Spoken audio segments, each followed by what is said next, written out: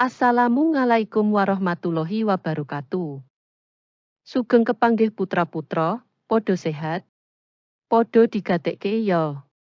Bu Eti arep cerita ngenani Raden Gatotkaca. Siap nggih? Bocah-bocah, sapa ta Raden Gatotkaca kuwi?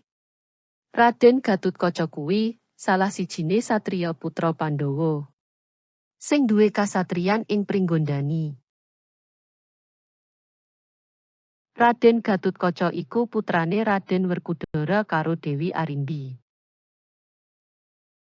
Raden Gatotkaca iku nalika isih cilik jenenge Bambang Tutuka.